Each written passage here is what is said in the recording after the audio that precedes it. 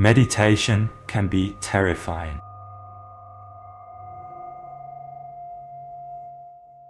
Exhaustion with the grind and the loneliness of seeing what others don't can push us to seek deeper truths. Meditation can be frightening, as it reveals the depths of our own minds. This video explores the paradoxes and challenges of enlightenment and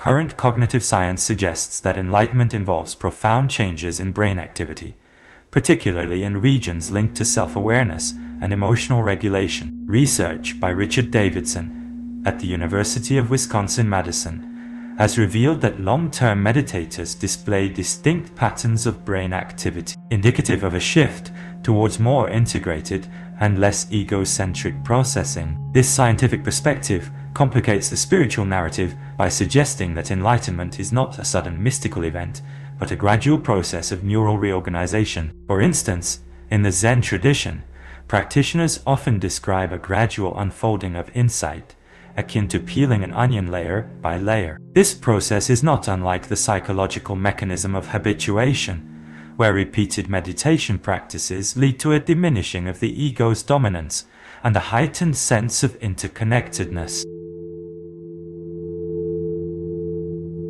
The human mind resists enlightenment because it challenges the very foundation of our identity. The paradox lies in the fact that enlightenment requires the dissolution of the ego, yet the ego is the very mechanism that resists this dissolution. This tension is not just about difficulty, it is about the fundamental conflict between the need for a stable self and the realization that this self is an illusion.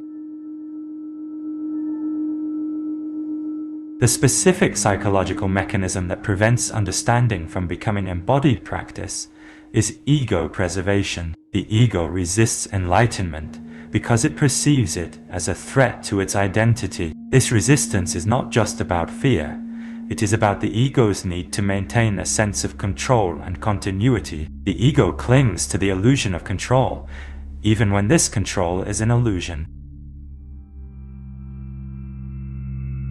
Buddhism, specifically the Dzogchen tradition, addresses the dissolution of the ego through practices like the Anden. These practices involve recognizing the nature of mind and the illusory nature of the self. Dzogchen teachings suggest that enlightenment is not about transcending the self, but recognizing that the self was never truly there. This approach differs from purely contemplative traditions by emphasizing direct experience over intellectual understanding.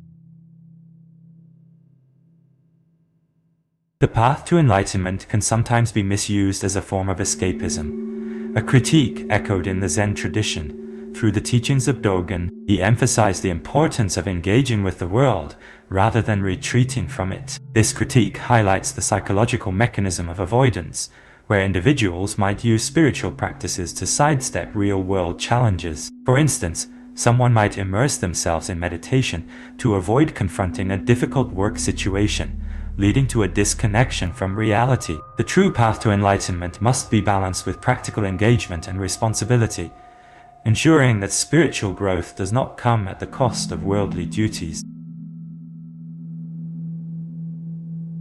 The path to enlightenment is fraught with paradoxes and challenges, but it also offers profound insights into the nature of the self.